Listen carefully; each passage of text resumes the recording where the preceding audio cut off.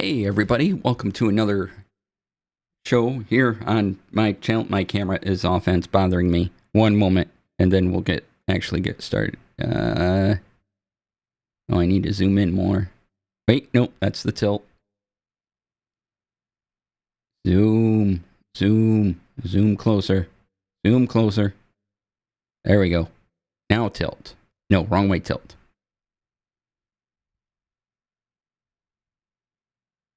Pretty good. Nope, pan that way. Pan that way. Yeah, look at that. Wait, nope, pan a little more. Yeah, we can go with that. Hold on. Let me look. Nope, I can pan a little more. A little more. There. Ha. Got it. So, hey, everyone. Oops. My earbud almost fell out. One more time. Hi, everybody. Welcome to my stream. I'm DC. You can find me on Twitch, Twitter, Instagram, Blue Sky, all the places. DC Lasair. Go to dclasair.com. That's DCLASAIR.com. To find all the things, my website is powered by a new link in bio site called doras.to, DORAS.to. If you use my affiliate link and you decide you like it and want to sign up for Doras Pro, use the discount code DCLasair to get 30% off for 3 months. It's a fabulous site. Please check it out. There's a free tier, which has all sorts of goodies, and the Pro version has even more goodies. So look at it. It's great. I use it. All right, and today is Tech Friday. Yay! Welcome on in. We're going to go over 2 OBS plugins that are very useful. The Quick Access Utility, or QAU, as it is indeed called, and jrDockie for OBS. These are 2 handy plugins that have come up recently. You may have seen videos on them other places, and I've tried them out. They are pretty fantastic. So let me get the info up here.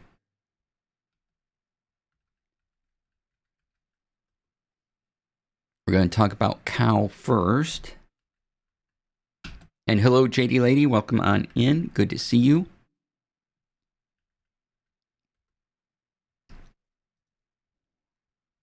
Okay, so here is QAU by Finite Singularity, who has one of the best descriptions of how to use their plugin, how to put into OBS, all that stuff. The introduction, what's in there. It's fantastic.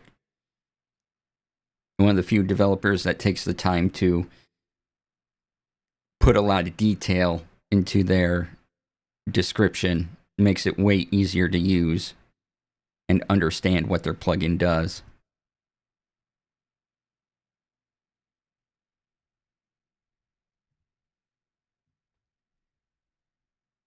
I don't even stream, but the puns in the description makes me want to.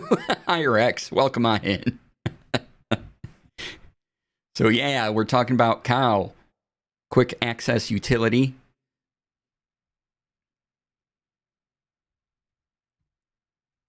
And what this does is you can manage sources without having to change scenes or disrupt your workflow, as the description says. It's pretty great. So we're going to start with that. Let me go to demo window. Actually, let me pull up my stream so I can see what you're all seeing. Okay, demo window. Yeah, all right, we're going to get rid of the infinity. We're going to want to pay attention to the things on the right here. Hold on one moment here. Take off preview. There we go. And perfect. All right. So let me get the magnifier going as well. There we are. So when you install cow, you go up into tools, and you find quick access utility. Click that, and then this window pops up. Quick access utility, dock.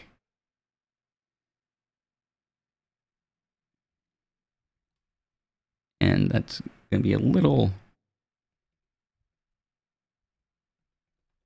Come on, button, work. Button, do the thing. It's not doing the thing. All right, we'll go with this. So as you can see, I have two docks, which are over to the right. Can name them whatever. I have camera dock. I have dynamic per scene. But what you do is you go down here to new dock, click the button, you name the dock whatever you want. So I'll name this some fine gibberish. Fine gibberish applied. And then you have the dock type. And there's three of them. There's manual, dynamic, and source search. Source search is exactly what it does. It just makes a source window available to you to search all your sources. Dynamic will change your sources per scene. So when I switch my scenes, this over here will change. This dock over here, my dynamic per scene dock will change based on what I do. I'm trying to fix my magnifier thing here. Doesn't want to close. And I want it to close. Close. Thank you. All right. There we go.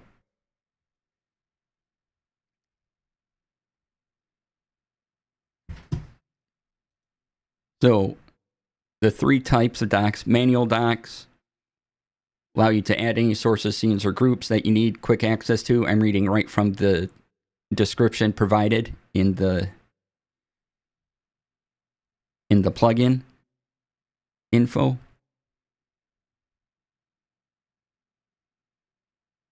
So manual docks allow you to add any scenes, sources, or groups that you need quick access to. Dynamic, all the same functionality of a manual dock, but are generated on the fly as you change scenes. And search dock gives you a search thing. Right, and now you have options. As you can see, we have show properties, show filters, show parent scenes. Parent scenes is usually a lot, but if you need it, you can do it. Clickable scenes. If you click this, if you check this on, if you click the scene in a dock, it will switch to that scene. So you may not want this on. This is highly suspect. I also take off show. This is highly use case dependent. I wouldn't recommend turning it on for most things. Show parent scenes allows you to see where the source you're looking at is. Your thing, you click OK, and now you notice I have this thing. That's my dock widget, and you have to add a source. Here's a bunch of my sources, or I can search for one.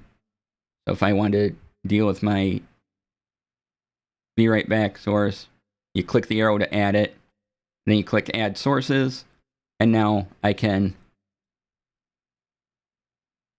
create effect filters.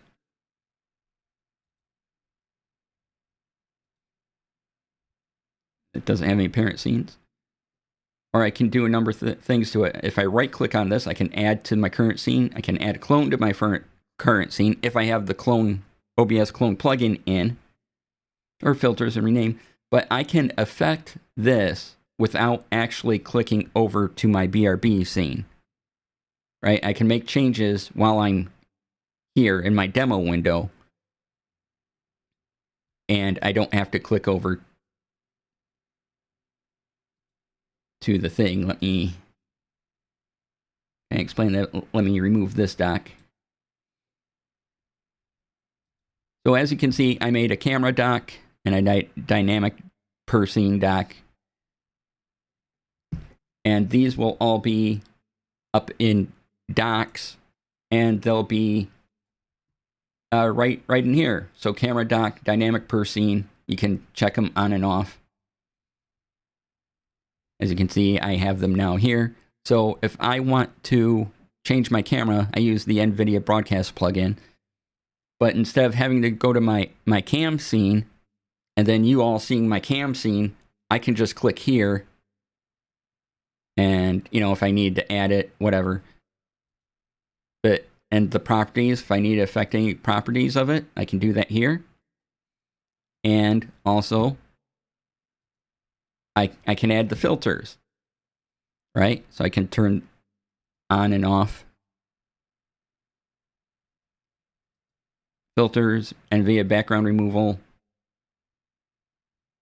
And I don't actually have to click to that stream and then show everybody my camera source. I can do this without disrupting anything else going on during the stream.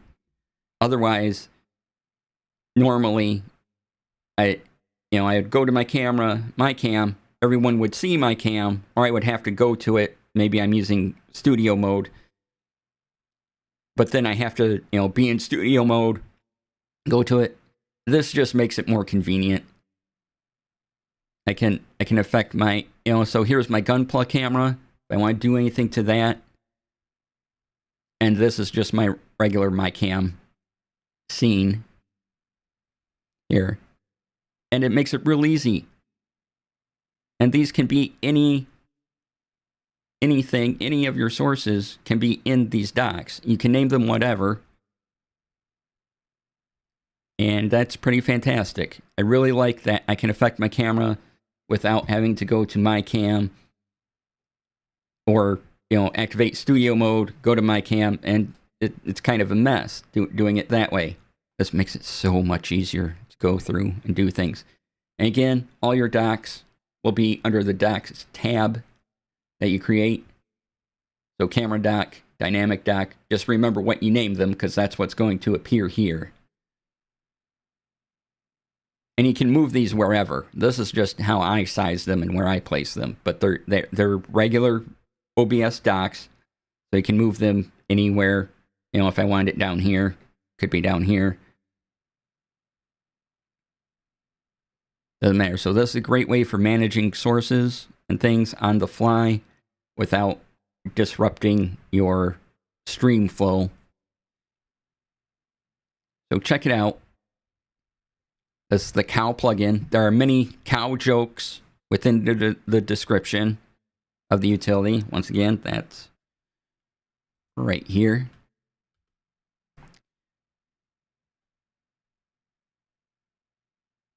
So if you want some good cow jokes, just read the plugin description. There's plenty.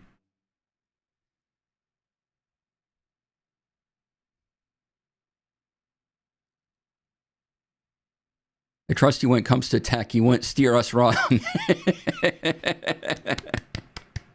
Excellent.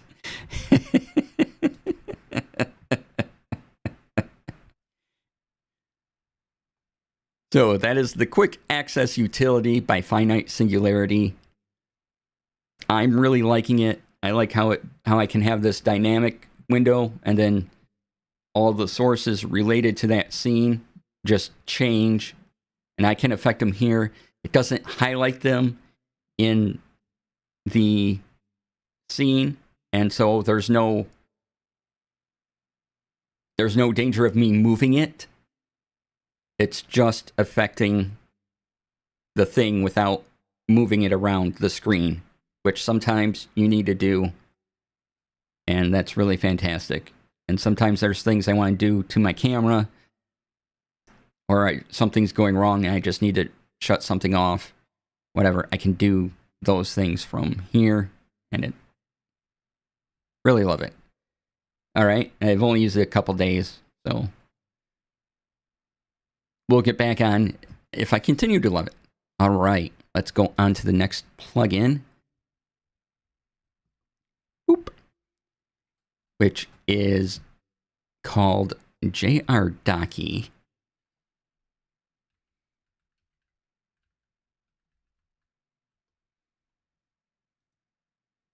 And this lets you load and save layouts to various docs. You may have already noticed that in my OBS, boop, up here, I have something called doc sets. And that's from the jrDockie plugin. This is by someone called DC Mouser. And there are about 4 or 5 YouTube videos in the description. If you want to know how it works, beyond what I'm about to show you, you got plenty of resources. Okay, so this allows you to create docs, different sets of docs. Why is this useful? Well, as you can see, I can load a doc set, save current layout, browse my directory, jrDockie options. I can move this toolbar. I can move this toolbar menu into my docs source if I wanted to. I like having it separate. If you want to do that. However, doc sets, I have one called main, which you're looking at now. And I have managed Twitch and YouTube. And now you're seeing my Twitch dashboard and my YouTube dashboard in a doc, and you're still seeing my demo window because you're still seeing my face. So it doesn't interfere with what you're actually broadcasting. But if you need to change options around on anything, I mean, you can set this up to be any dockable thing you want. If you wanted to have a special spot for your vertical plugin, you could make it. And when you're ready, you simply save current doc set as, and it'll add it. And you do the save current doc set as, pulls up this window, main doc set, manage YouTube doc set. You can see I have both those there. And yeah, I can mess with my Twitch and YouTube dashboard without having to open separate browsers and clicking through. These are just there for me. And then when I want to go back to my main stream, I just click on main and I'm back to my regular old streaming setup.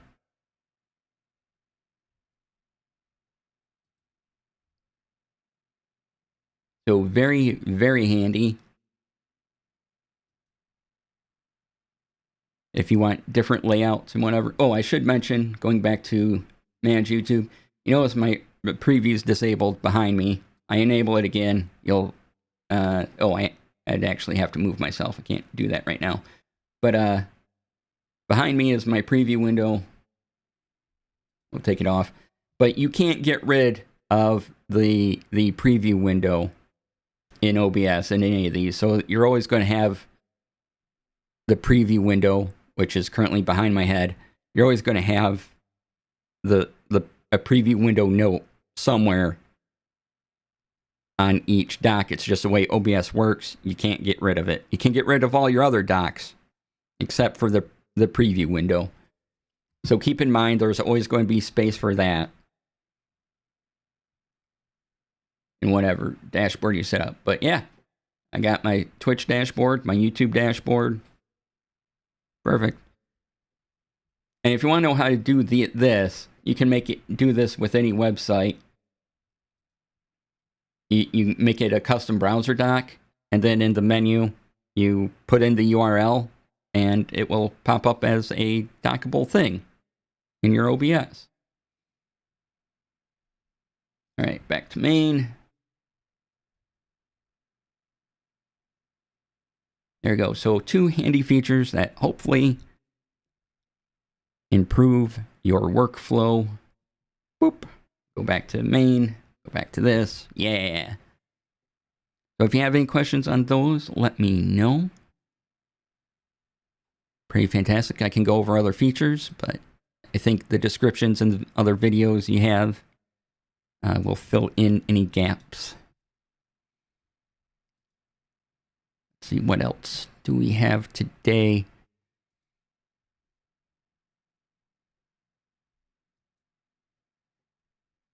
Oh, I did want to mention another thing. Hold on here. Let me do a couple things.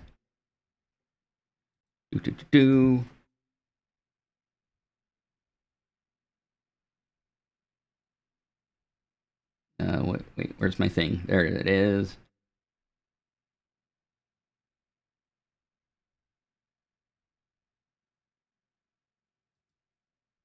Get rid of that.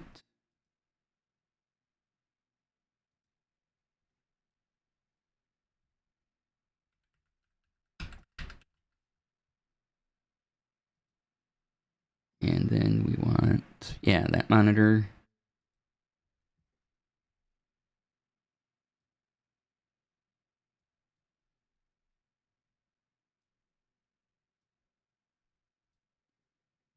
Okay. And let's move this down here.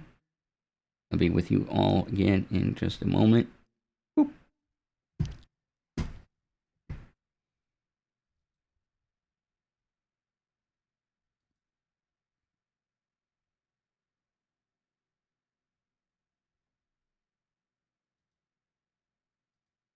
And, oh, that's not what I wanted. Hold on.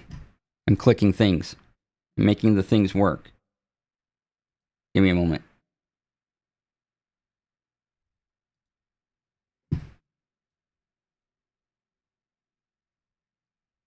Okay. I want to talk about Windows Power Toys. And there is an update to it that adds a couple of neat things.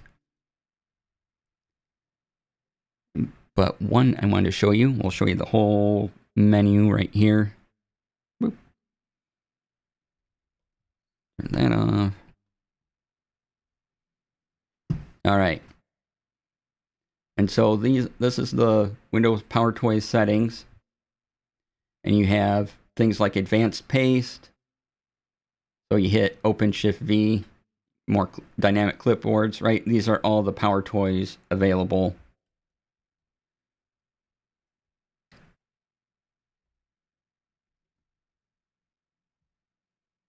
Screen ruler, shortcut guide, all these fun things.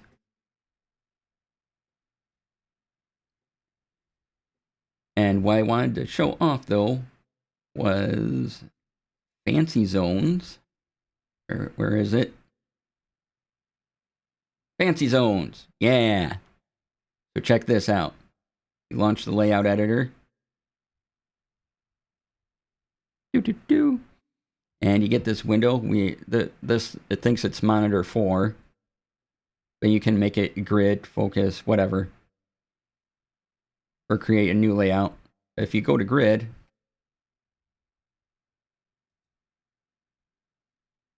a new layout, whatever, create.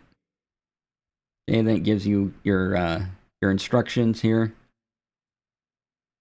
Shift S, this is specific zone. But now you have these zones set up, and you can divide them however you want.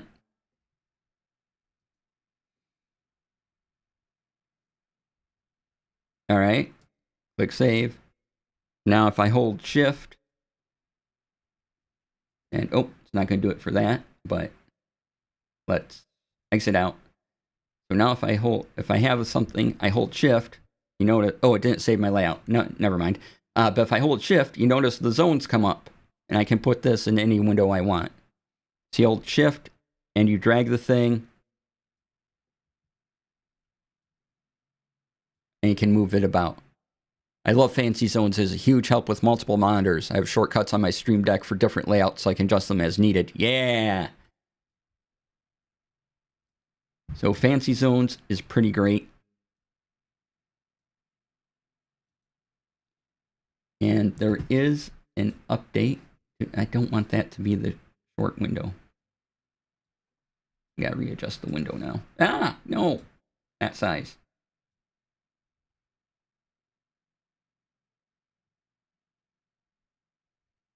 Okay.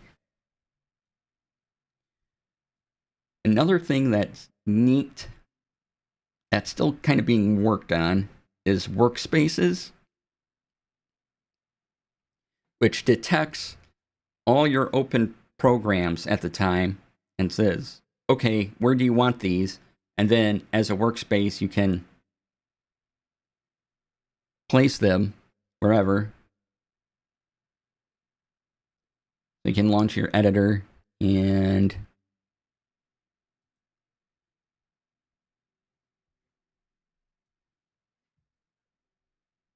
save workspace, create a workspace. And then when you click capture, you can capture any open program. Right? If I were to say capture right now, it notices all the open programs. So it notices OBS, Google Chrome, Spotify is minimized, PowerToys is on this monitor. And I can save this, and anytime I activate this workspace, those programs will open and be placed in the monitors I had them selected at, in the position. And that's really handy. The one thing it doesn't detect is StreamerBot. Now, I don't know why. It might be because it's not officially signed or something. I don't really know. But I couldn't get it to detect StreamerBot, and you can't just add a program to it, I don't think. You can also create a workspace and make a desktop shortcut to it. Just double click, and bam, you have your workspace set up.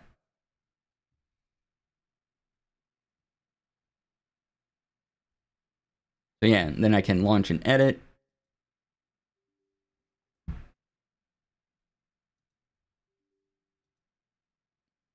And then it launches all these programs.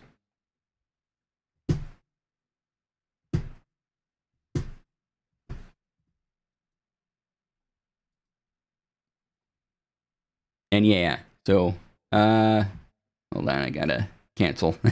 I shouldn't have launched and edited while I was streaming. That was a bad idea. But yeah, it's really handy. Look at that.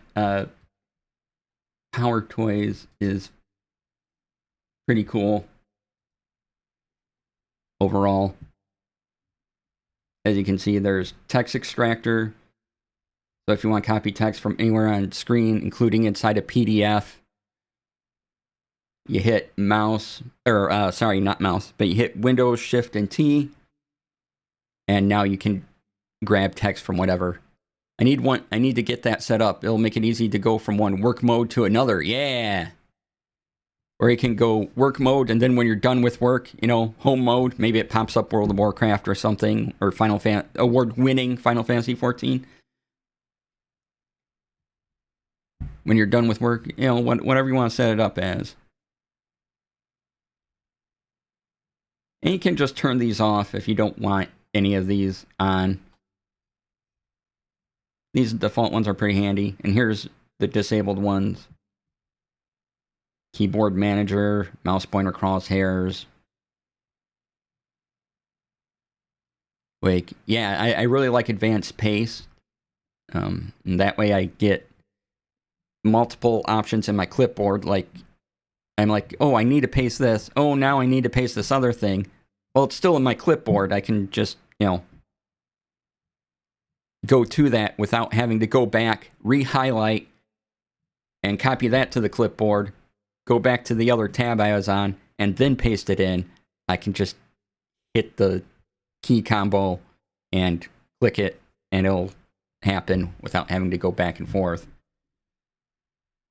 constantly. Or if there's something you forgot like an hour later that you needed there. Color picker is handy as well. I've showed off before, there is a color picker plugin for Stream Deck, which is different than this one. But I'll activate it here. Actually, let's turn that off a second. So I hit Windows-Shift-C, color picker. You notice it's giving me codes for whatever color I pick. I want that purple. There I go. I have that. But also, I can see it in hex, RGB, and this one. I can copy those values.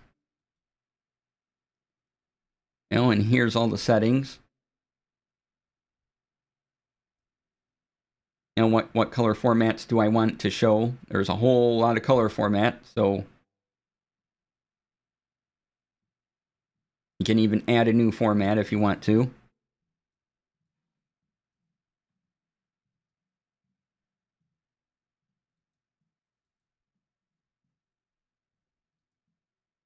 But yeah, I pick the color. I want that. I click it, and then it shows me all the values. So yeah, oops, I completely closed out of PowerToys. I did not want to do that. So yeah, color picker. Yeah, Windows-Shift-C. Here's my colors. It gives me one fact. If I want to know the other values of the color, I left click, and now I have hex and RGB right there. I can copy and paste those. Paste them in. Here's some other variants.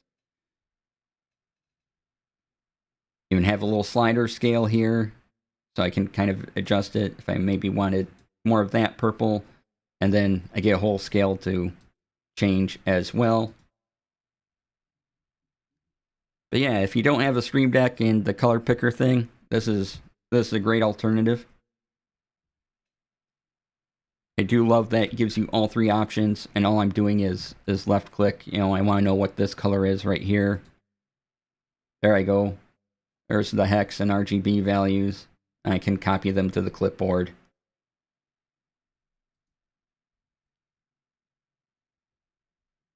And image resizer, you right click on an image in the context menu, and you can just automatically resize an image.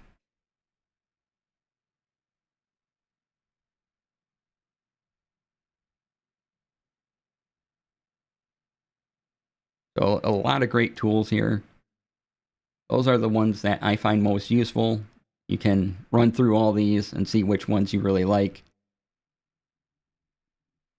You know, if you always want to put a window on top, it's window key Control T, and then that window will always be on top, no matter what else you throw at your screen.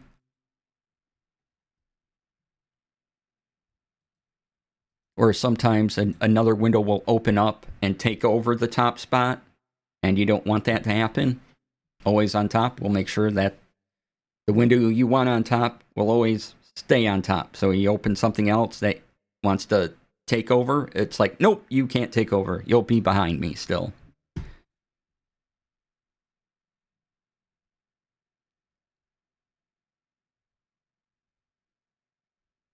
And as you can see, you can power rename files and folders from the context menu, all sorts of handy things here. I haven't really messed with any of these. If you want the quick accent, this is kind of cool to make all the little umlauts and everything else, and turn that on. And alternative way to type accented characters. And you know, you just different activation keys, and yeah. Get various characters up. Okay, is this going to close PowerToys? It is going to close PowerToys. All right. Dashboard. Let's turn that back off.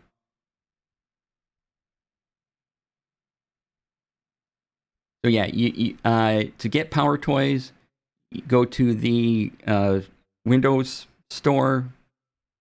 You know, click the Windows button, go to the store, whatever it's called.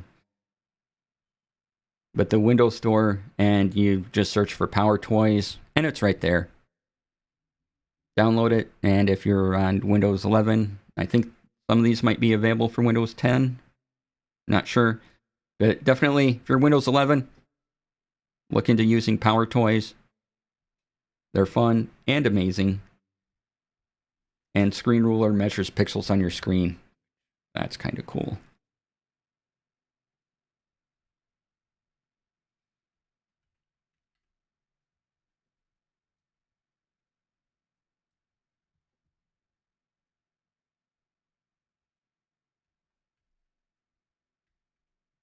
Yeah. So yeah. So that's Power Toys. Boop. Definitely use it.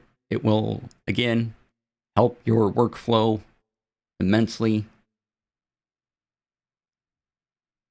Take advantage of the things. It's free. You know, the QAU plugin and jrDockie are also free. OBS is free.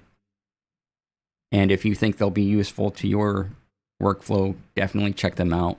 I'm saying they will be useful. So yeah. Recommend checking them out. It'll be fantastic. All right, let's see what else we got. What time do we have? Oh, not bad, not bad. Almost time for a break.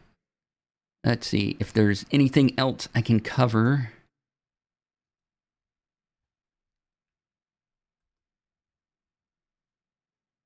Today.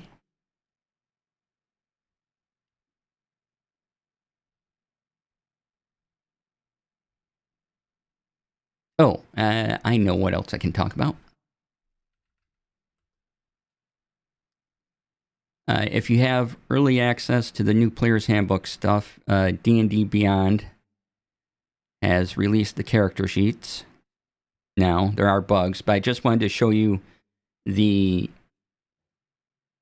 menu so you know what to set up for the various options. Right, so we're going to create a new character. Okay, let me set up the window here.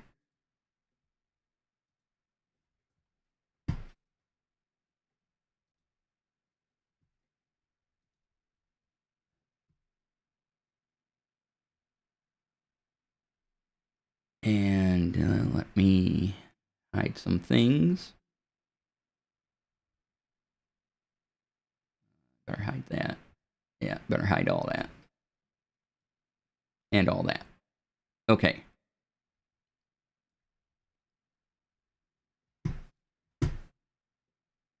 So, new things. And there's documentation on D&D Beyond 2. Back to the demo window. All right, so here's the D&D Beyond character creator. Click standard. All right, and now you notice I have the new order, the home thing, class, background, species, abilities, equipment. What's next? So, show suggestions. Thrilla. Yeah, that's a cool name. All right, so if you just want the new stuff, you can, have all the partnered content on you want. I'm going to click all that off. But if you just want the new stuff, turn off all of these. And you'll just get the 2024 stuff. If you want the 2024 stuff with the 2014 stuff that, hasn't been replaced yet, that's expanded rules. If you want all the old stuff, you want 2024 stuff, or 2014 stuff, that's legacy. They click that on. So if you want to use 2024 rules, but you still want to make a Shadow Sorcerer, since there isn't a replacement for that yet, you would use expanded rules, and then it'll show you both rule sets. It will favor the 2024 rules, and then not show you the old 2014 rules. But any options not included in 2024, expanded rules will cover that. And if you want 2014, click on the legacy thing. Don't want any of those, turn those off. And yeah, that's how it goes. Oh, and if you want to see what a 2024 character is, so we have Thrilla. right? What class should they be? This is just the 2024 rules now, so I don't get the Artificer option.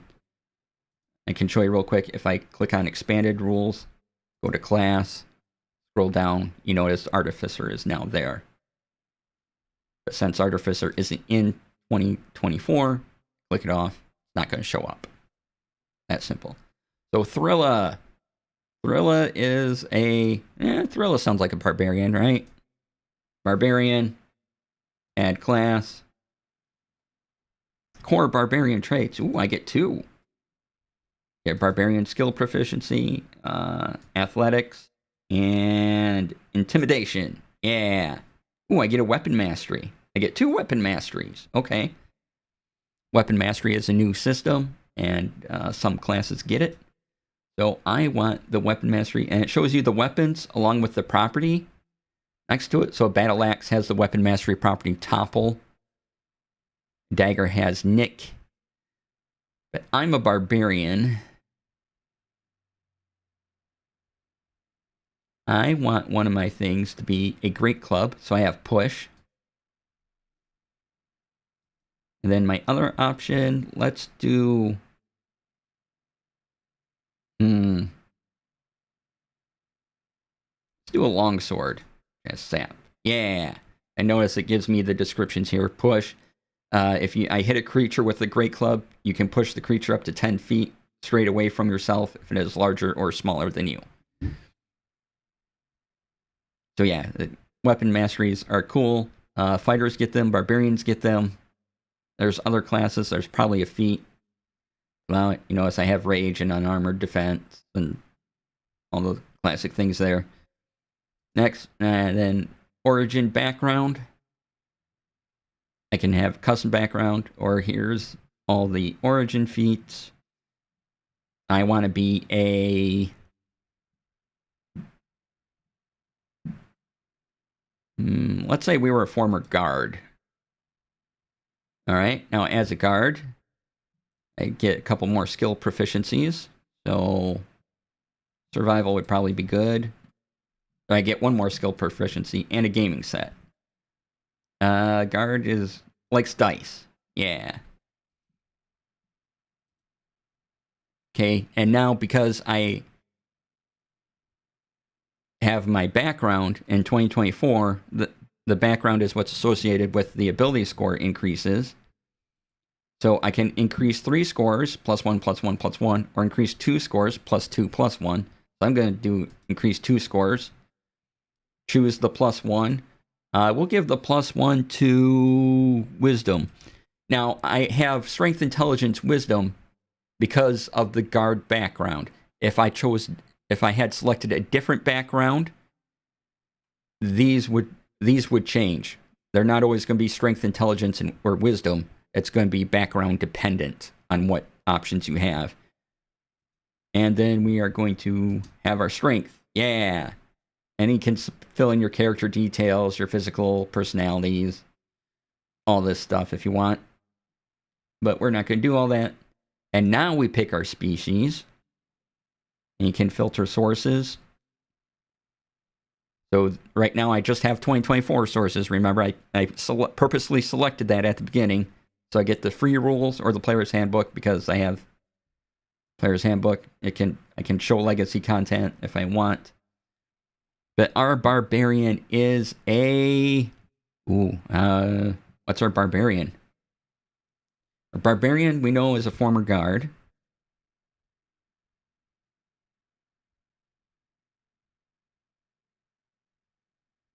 And so... probably a city. Say he's from Waterdeep. So human. Good enough. Gives me all my human traits.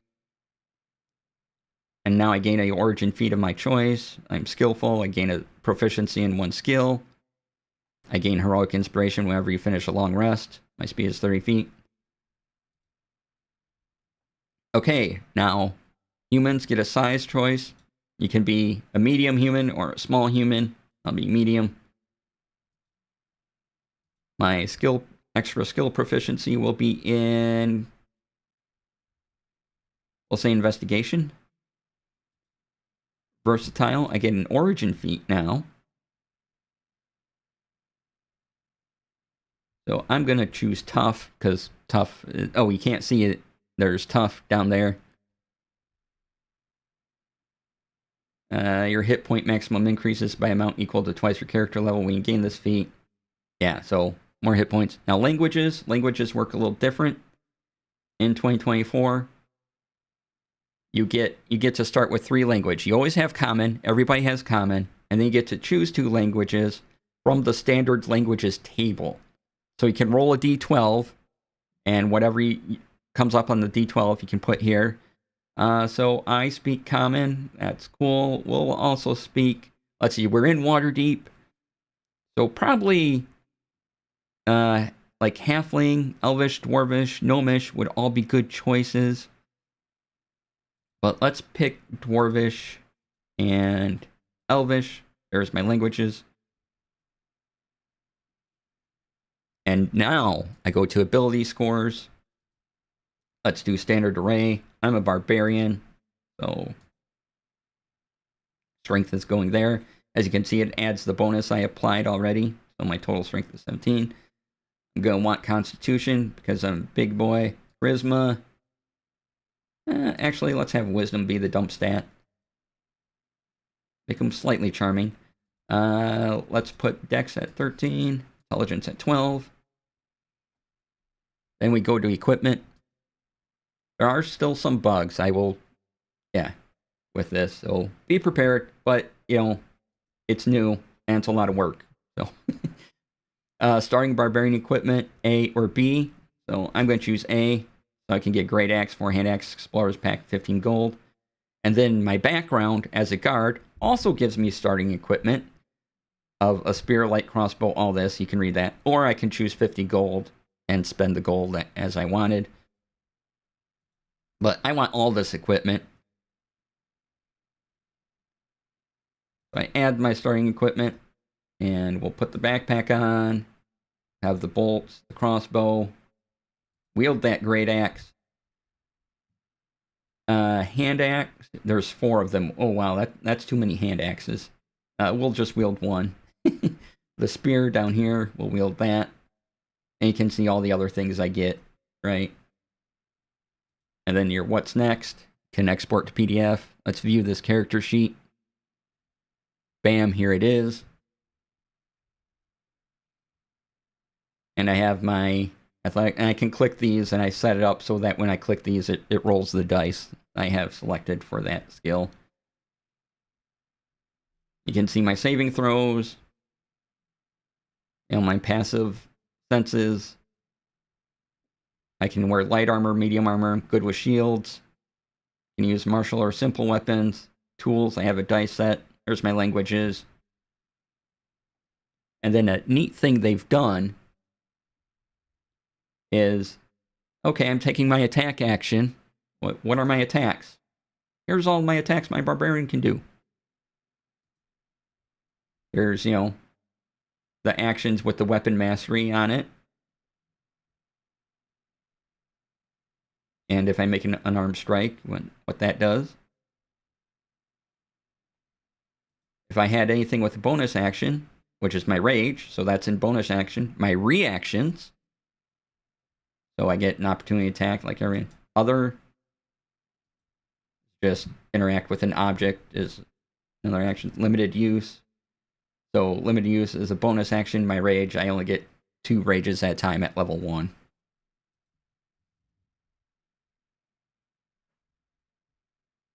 Right, and then usual things, features and traits are all here. Class features, species traits, your feat, so it should show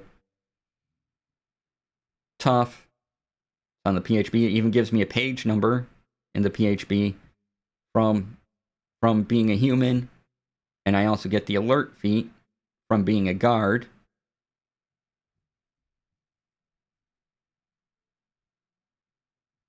So initiative proficiency, when you roll initiative, add +2 to the roll. And then initiative swap. You can swap initiative with the initiative of one willing ally in the same combat. You can't make this swap if you or the ally has incapacitated condition. So yeah. There's a lot of stuff in the free rules, y'all. So even if you're on the fence about 2024, go look at the free rules. There's a ton of stuff just in the free rules.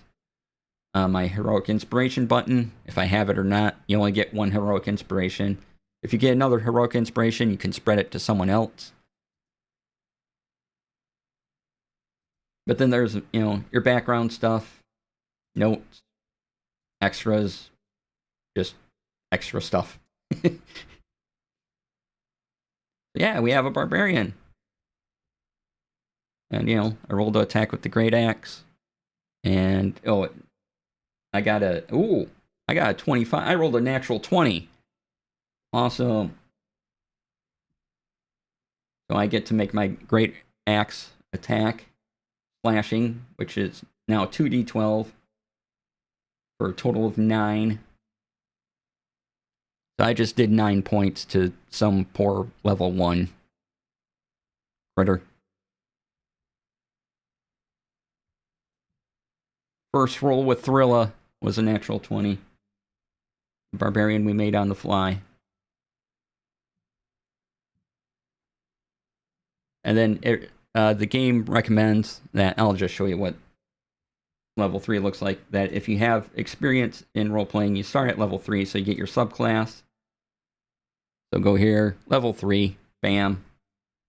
Barbarian subclass. Again, this is just 2024 rules. So, and that I've purposely selected. Nat 20, yeah! So these are my paths. Path of the Berserker, Path of the Wild Heart, Path of the Zealot, Path of the World Tree. Path of the Wild Heart. Let's see what that says. Okay, so Path of the Wild Heart. But I think we're going to go Path of the Berserker. Yeah, let's do that. I get Primal Knowledge. So I get another skill proficiency. Let's do Perception. I don't think I've done that. Oh, wait. I've already... Oops. I already have that from Guard. Okay, so we'll choose Nature. Okay, and then it tells me about Frenzy. If you use the Reckless Attack. Level 3. My hit points are now 38. I can just click over to the character sheet.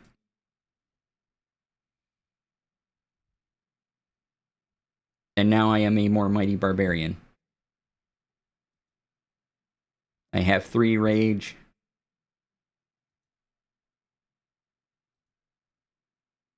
And I can do reckless attack, which is fantastic. Dex modifier plus con modifier. Oh, look at this. Unarmored defense is 10 plus dex modifier plus con modifier plus any shield bonus. So since barbarians can use shields, obviously, you could add an extra +2 if you're carrying a shield.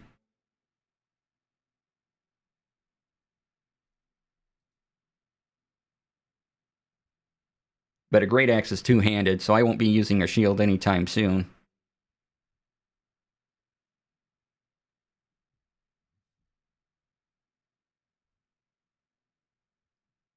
Oh, I selected Great Club. I should have... Let me give myself a Great Club.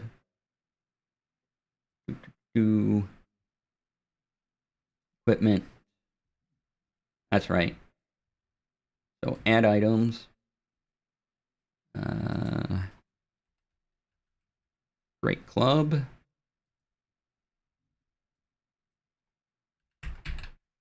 And Longsword. Those were the things I chose to have weapon proficiency in. So I'd probably get rid of the spear. If I was your DM, I'd let you just remove spear. And probably something else. Because you chose to have Longsword and Great Club as your things. All right, Fernando, hello. Welcome in. Now we go here. Now, oh, look. It has a little star because I have weapon mastery. It has push, and it tells me what it does. So if I hit a creature with my great club, I can push the creature up to 10 feet straight away from me. Don't settle for that generic brand gooder club. Go all in for the great club. Yeah. Or if I hit something with my longsword, I get sap. That creature has disadvantage on its next attack roll before the start of my next turn.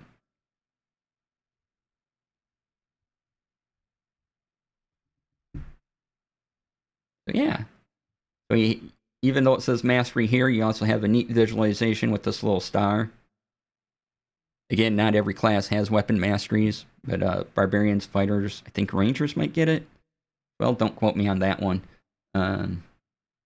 Yeah, we have Thrilla, our former guard of Waterdeep barbarian,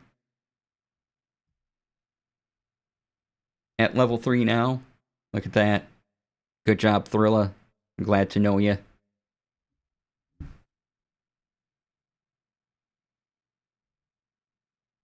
But yeah, that is creating character just with the 2024 rules. Again, I can go back and I can give it the expanded rules, which will include the 2014 options that don't have a 2024 version, like Artificer.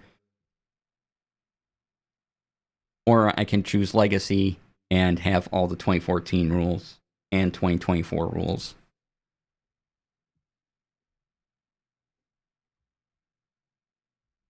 All right. That's that. All right, Thrilla. Maybe we'll get to use you someday in a campaign. That'd be fun.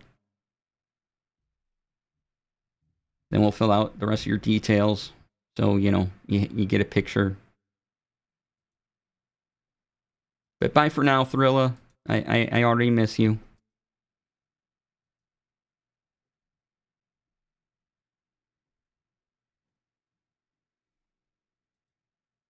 Yeah, so that just started this week, I believe. For the if you get the pre-ordered perk stuff. Otherwise, it's coming up on the 17th, I think, is everyone availability. But yeah.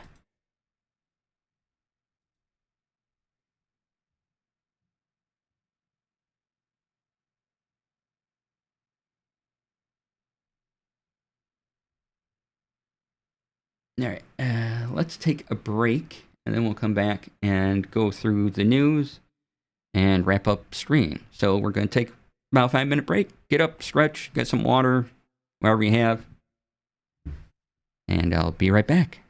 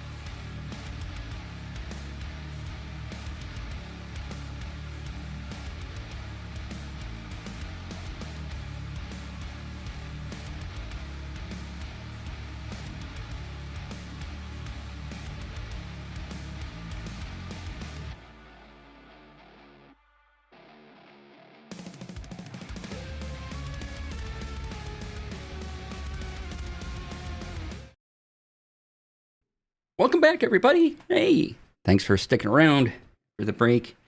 Now is when we go through various articles and I try to find tech things that interest me or other news. So if you have anything you want to talk about, if you have tech questions about anything really, ask them in the chat, and they'll appear down there in the chatty chat.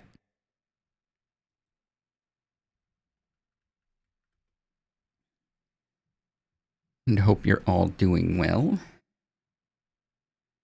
Looking forward to the weekend. I am running my Spelljammer game tomorrow. I'm excited for that.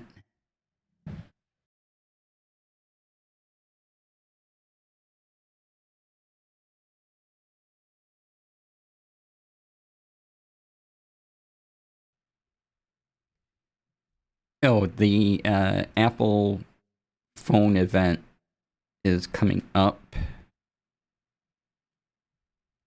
think next week. Yeah, next week. The probably the iPhone 16 and 16 Pro. Maybe some Apple Watch stuff.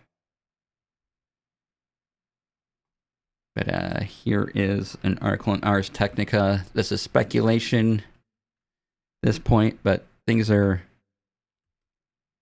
that this writer is looking forward to. We're not sure of everything that'll be there yet, but those are pretty good guesses.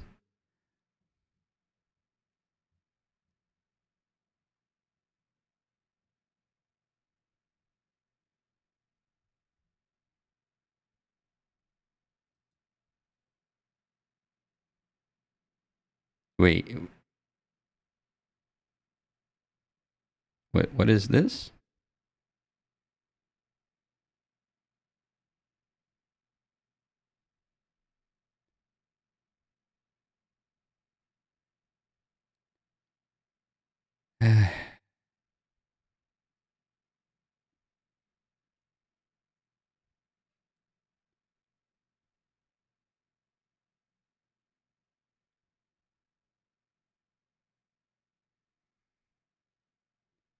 All right.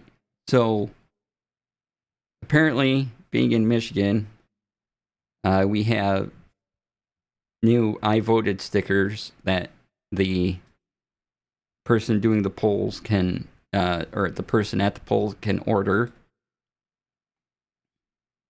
And one of them is a werewolf ripping off their t-shirt.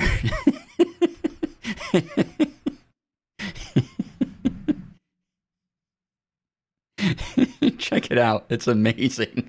I saw that I voted sticker and I love it. Yeah, right. It's a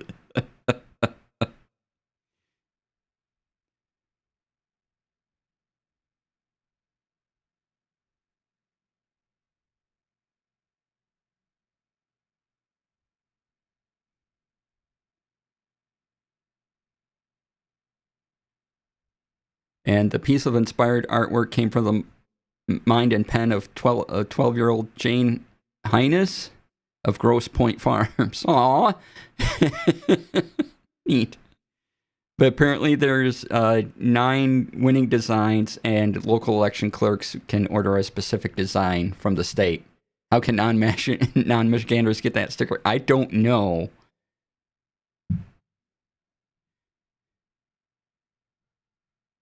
They should definitely make them available somehow, though.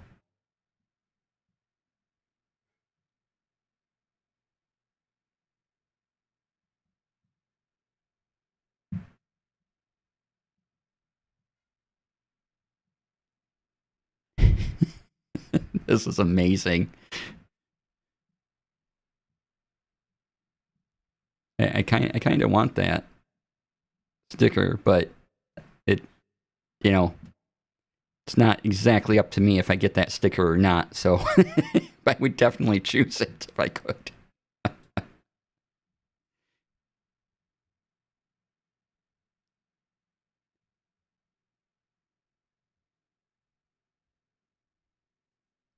Let's see. I'm trying to find. I thought. Oh, see all the winners here. Here we go.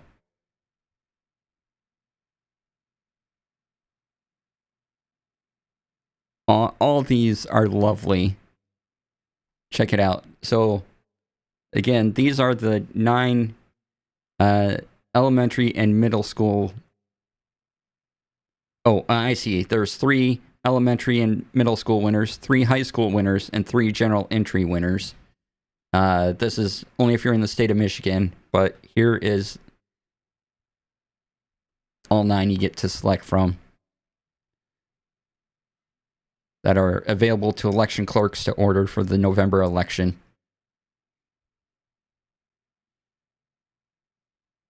I do like the one right next to the werewolf one that just says, I voted, yay. That's amazing.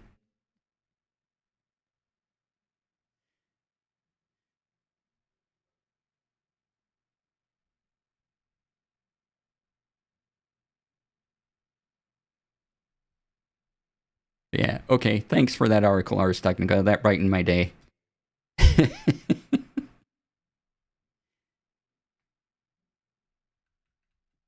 Wonder what mail-in voters get.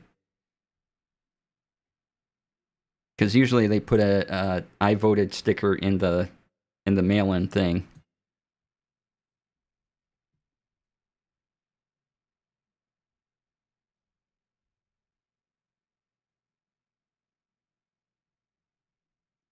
No. Apparently remarkable if you know of those tablets. They're making a 3rd generation, and it will have a color display. Remarkable 2 has been out since March 2020.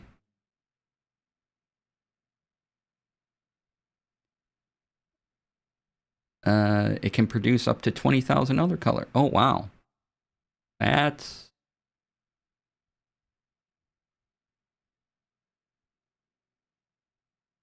Oh, it looks like they figured out how to get a lot of color.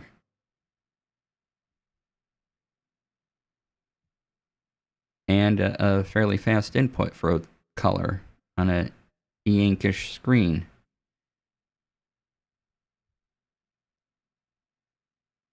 Remarkable Paper Pro. Oof.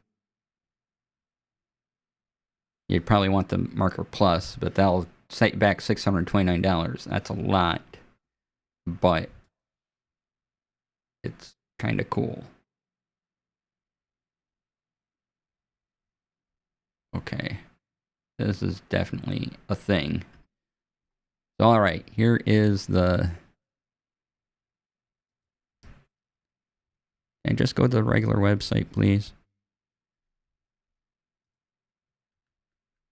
Yeah, these always look like great tablets. They're supposedly very good for writing on and copying notes and distraction-free stuff. But now they have this one out. So the Remarkable Paper Pro has color, and it looks like it's really good color, at least compared to any other color e-ink tablet out there yet.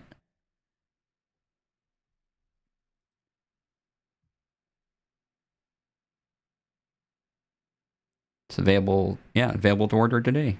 So yeah.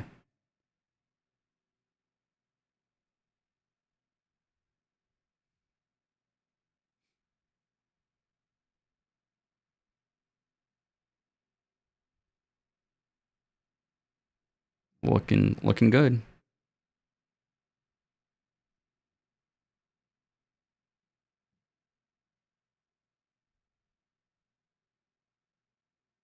So yeah, okay, the Engadget article describes the display, how it's different from a rather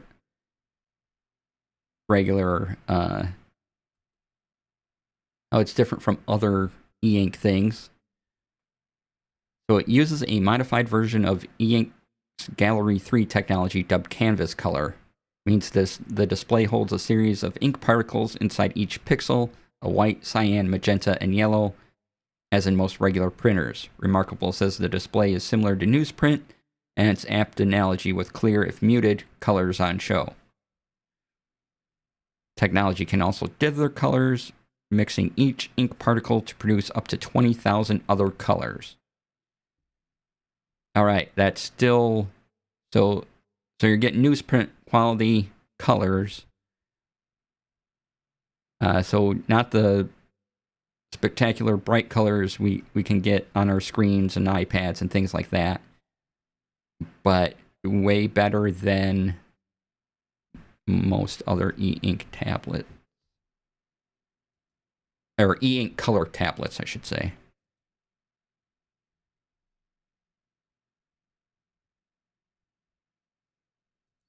I got a message of some kind. Oh, okay.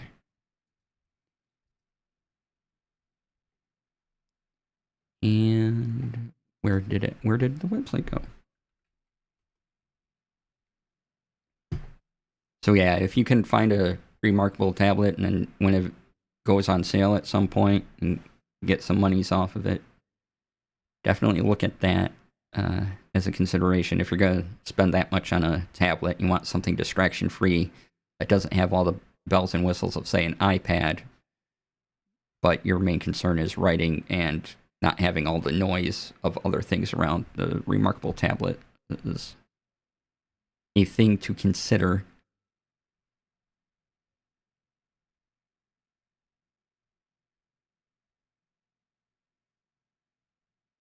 Let's see, what else do we have today?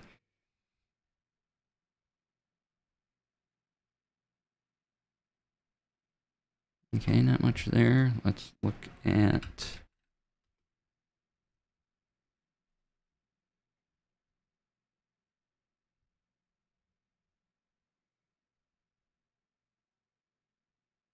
Oh, I'm considering...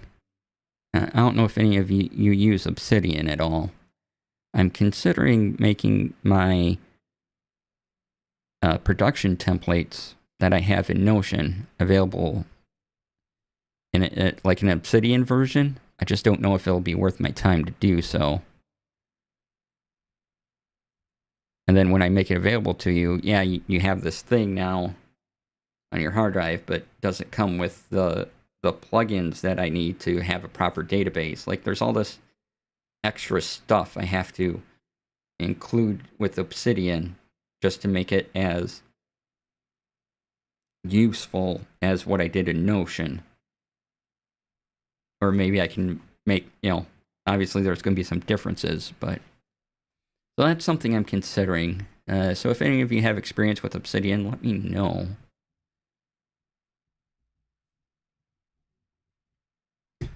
Otherwise, if you do want my current templates that are available in Notion, again, you can get a free account in Notion. Just ! templates in chat. And you'll get my TTRPG Notion templates.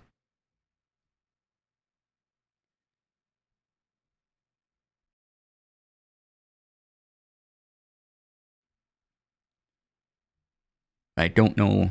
I mean, it would be an exercise to learn Obsidian, basically, if I did it. But a lot of people still use Notion over Obsidian, so I'm not sure on that one. I have Obsidian downloaded. I've poked at it a bit. Seems interesting. The big thing is I would need the database plugin, and I'm not clear if I make a vault and I make that vault publicly available and you can just go download it. Does that plugin that you need for the vault to function come with it? Or should I just make the vault as base Obsidian friendly as possible?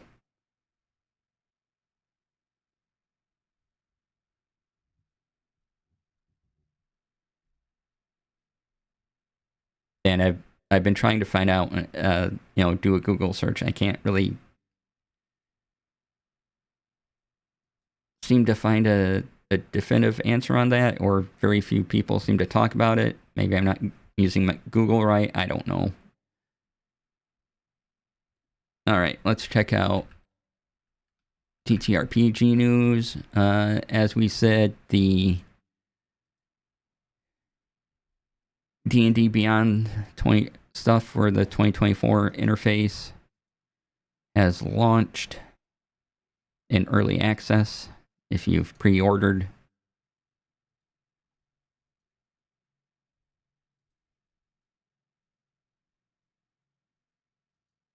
And let's see what we can find here.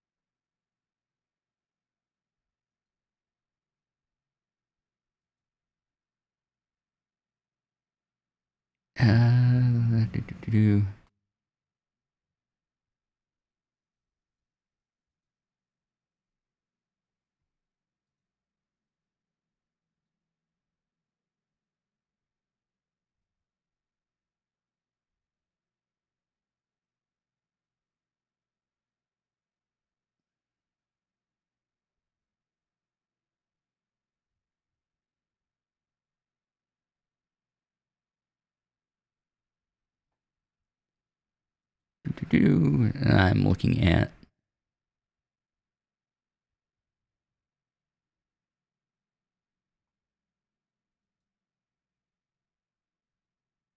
things.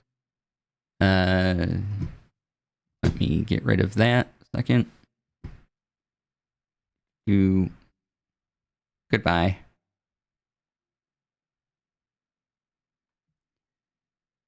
All right, what was I looking at? I just found something. Oh, if you want the new 2024 character sheets for your group to be able to print out, or just a PDF of them, those are now available on D&D Beyond as well. So there's that if you want them.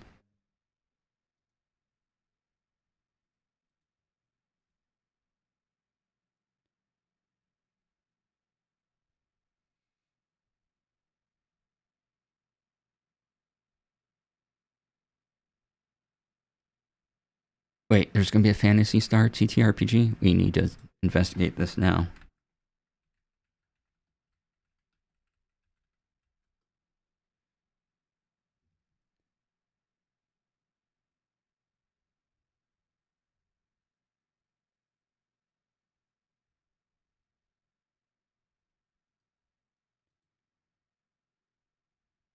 This guy on games. Y'all, there's a Phantasy Star TTRPG.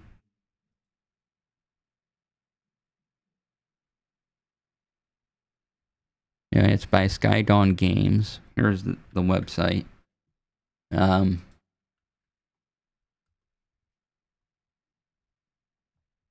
There's a Phantasy Star TTRPG. And get a newsletter with updates. Let's see, looking at their site. Get some of your favorite archetypes, such as hunters, rangers, mystics, and more. The game is powered by Esper Genesis.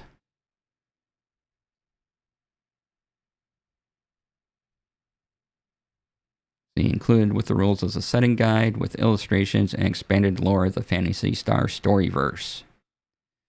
It'll be available in 2025. Y'all, there's going to be a Phantasy Star TTRPG. How cool is that?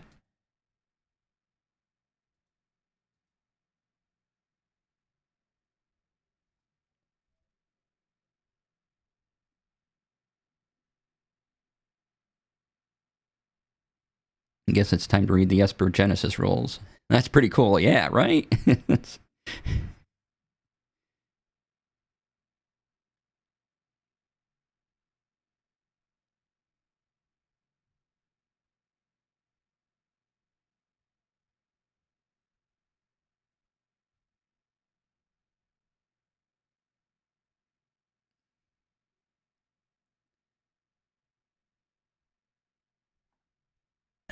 Let's see here. Paizo has... No, okay, this seems interesting.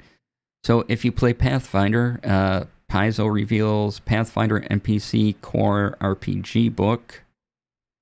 It hit stores on March 5th, 2025. Over 250 stat blocks for NPCs. I mean, this could be interesting for just any game. You wouldn't necessarily use the rules, but like general personalities and stuff would probably be a good resource book. Here's the article on it.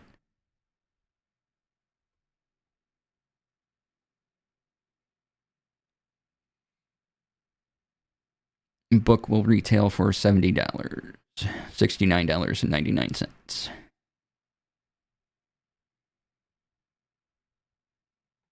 So that seems pretty useful. Yeah.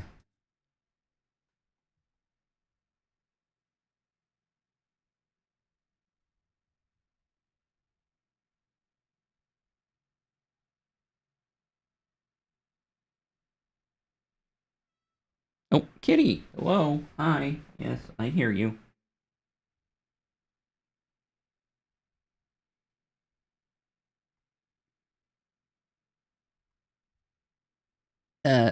I'm looking at an article here. If you are interested in the Rivers of London RPG that Chaosium puts out, they're going to have a new scenario book called The Font of All Evil. Here's the news article. And we'll get back to Kitty in just a moment.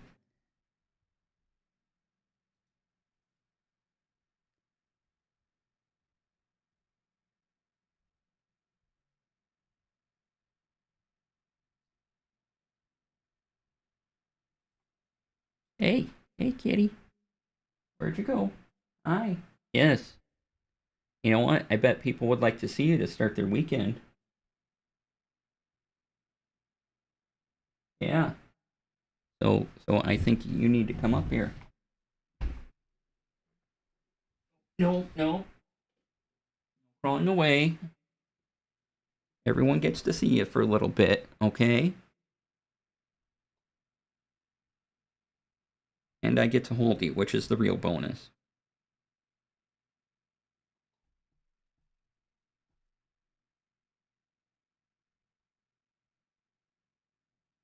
Hi, Hannah. Yeah, JD Lady says hi.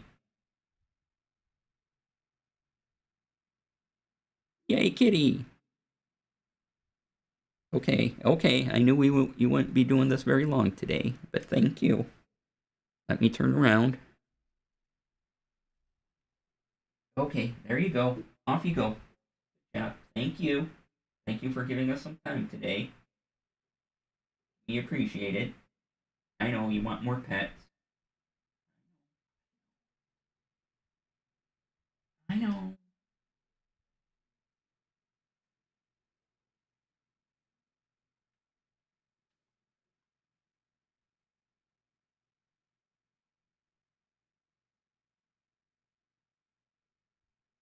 All right. You gonna go do kitty things? No, you still want me to pet you? Okay. If you're down here too much longer, I'm gonna have to pick you up again.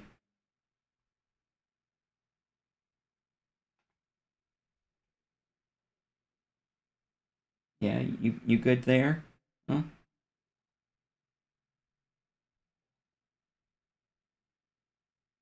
All right. If you're good there, we'll keep going.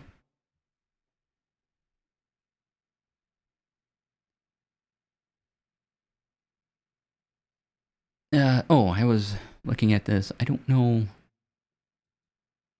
who this is, but there is a RPG in open beta called Mythmaster. Clint Hocking, known for his role in shaping modern video game narrative and mechanics, as an entirely new web-based TTRPG.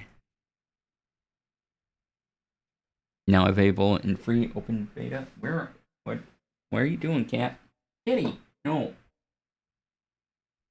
We've gone over this. No eating the green screen.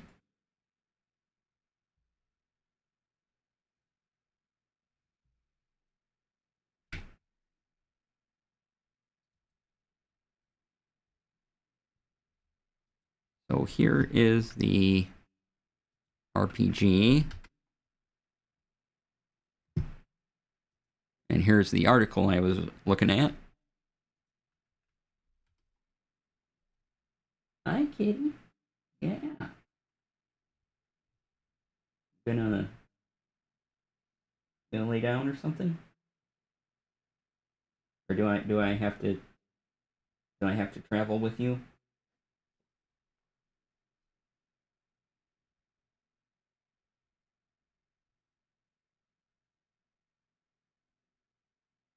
I have to travel with you, do I? Okay. One moment. Be right back. Okay, come on. Let's go. Yeah.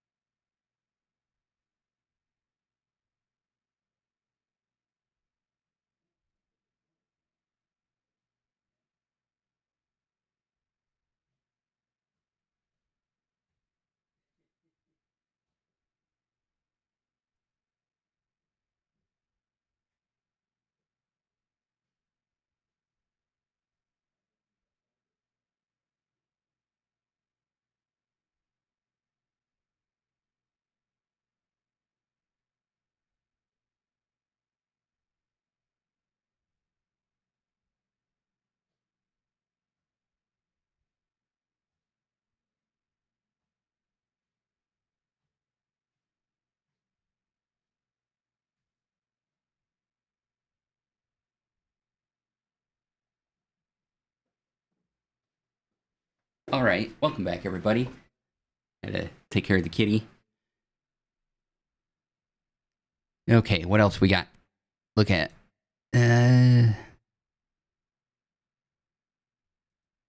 Got that. We talked about all that. Talked about Fantasy Star. All right, what does this website have for us? Oh yeah, Baldur's Gate 3 patch 7 is out.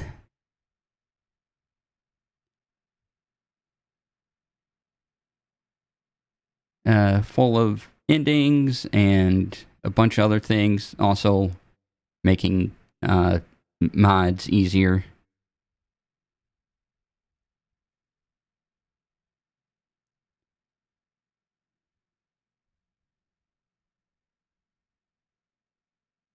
See what else we got here.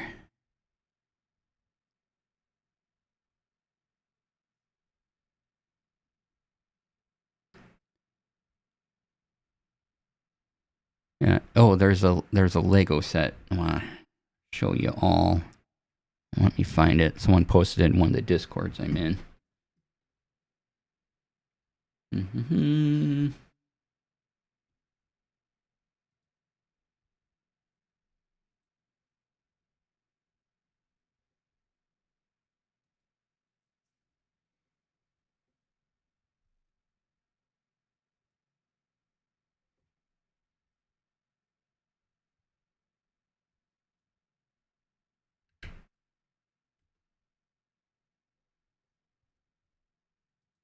All right, here it is. It is Barad-dûr from Lord of the Rings. They got the Eye of Sauron. It's $459.99, but it's mighty impressive. I don't even know if I even had the money for it. I don't know where I would put it.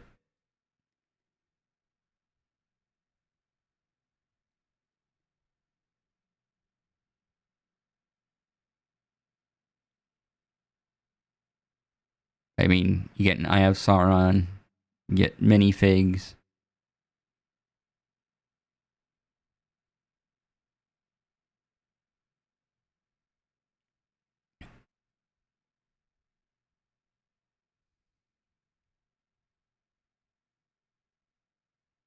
Wow. It's a mighty Lego set. Mighty expensive. But it looks cool, and so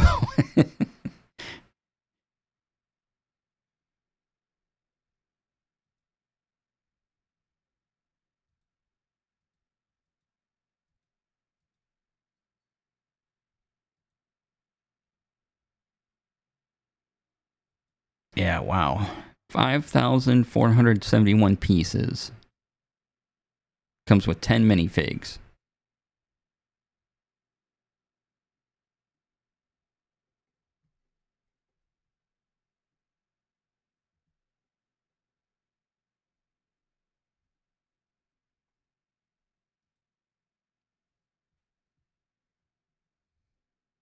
You know, when you want the Eye of Sauron watching you.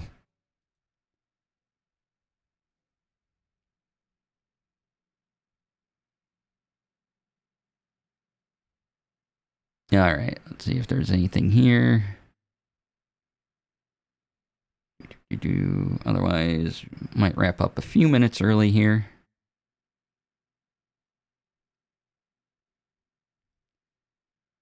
Is it? Oh, tomorrow. Okay.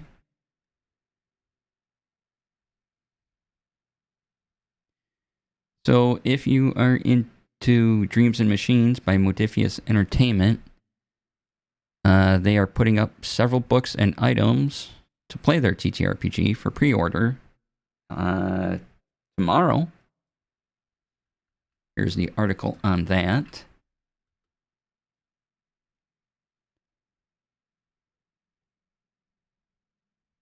So there'll be a player's guide, the Game Master guide, Game Master tools kit, a dice set, collector's slipcase. Wow.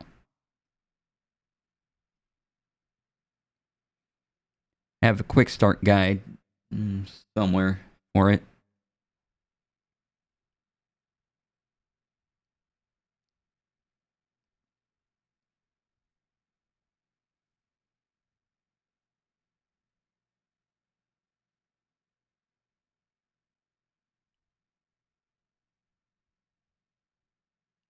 Yeah, it involves, you know, people and mechs, and so I'm interested in that. All right. Let's see, anything else going on? Let's check. Guess we'll check tech Twitter. Nothing new there.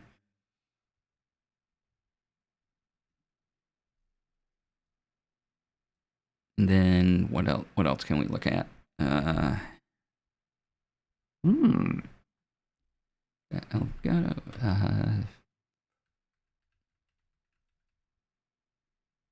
See if StreamerBot has any updates we can talk about.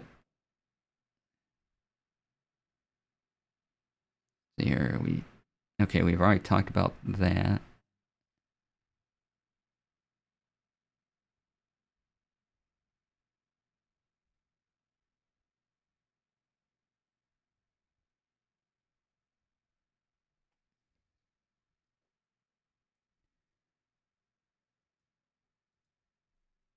Ooh.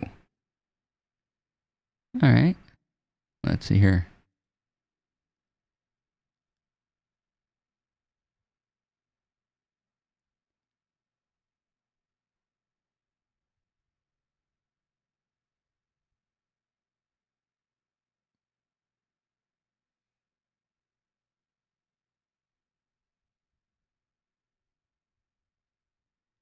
Okay.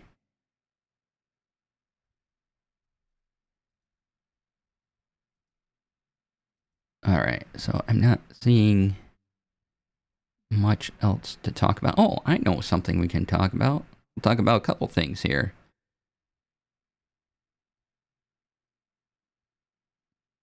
First of all, if you are in the LA area, Painting Pirate is doing another painting class at a local hobby store.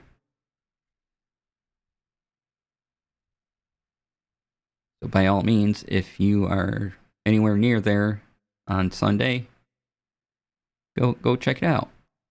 And we also have to talk about Obo Lauren's, something available to everybody. Book called Orkira's Oddities, which is spectacular, and it's $1.99 on DM's Guild.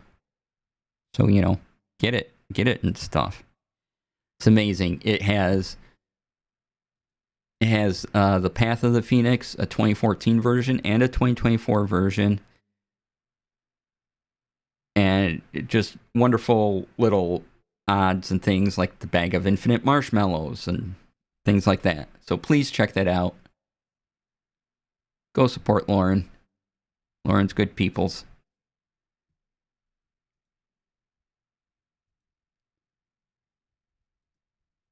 Who else is doing stuff we can talk about?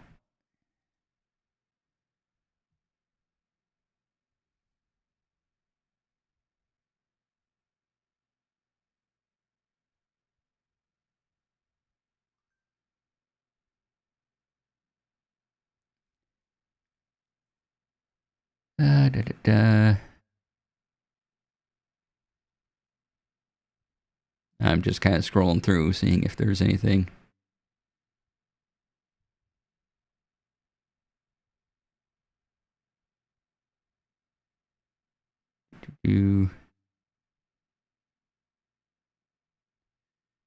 I hope you all have a good weekend. Like I said, I am running my Spelljammer game. Oh, programming note for next week.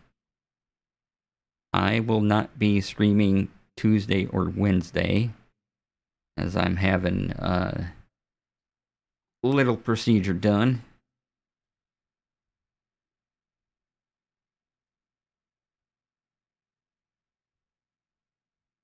And let's see here.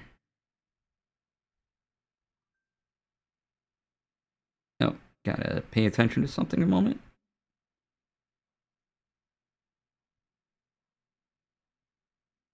Okay.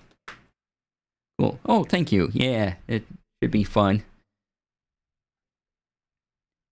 The session might be a hey, let's update your characters to 2024, but that's it, because I need to know the 2024 rules for some of the things I do. So if I can use it in my home game and just have one rule set in my head for D&D, that'd make me happier.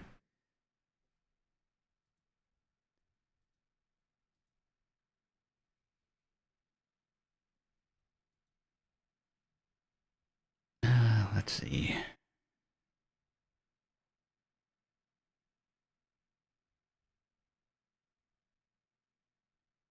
Have anything new we can look at? Still just kind of looking around at various things and, doing all the clicky stuff.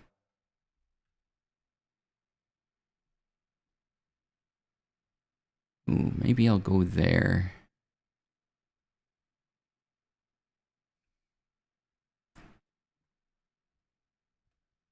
All right. I think that'll be everything for today. Yeah, we'll wrap up there.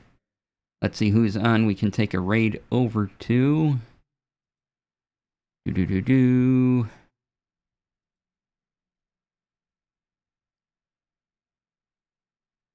Is there? Let's see here. Have a great weekend. Yeah, thanks. Thanks for being here. Let's see who is on. Who is on? I'm looking. Jeff. Let's see here. Who can use some people?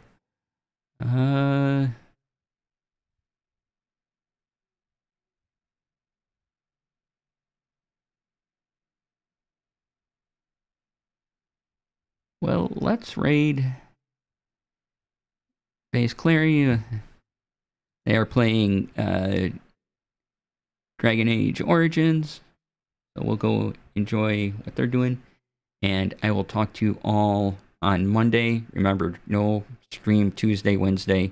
Monday might even be up in the air. Thursday might even be up in the air. There will at least be a Tech Friday, because hopefully I'll be recovered by then. But Monday should be a stream, unless there's something else coming up.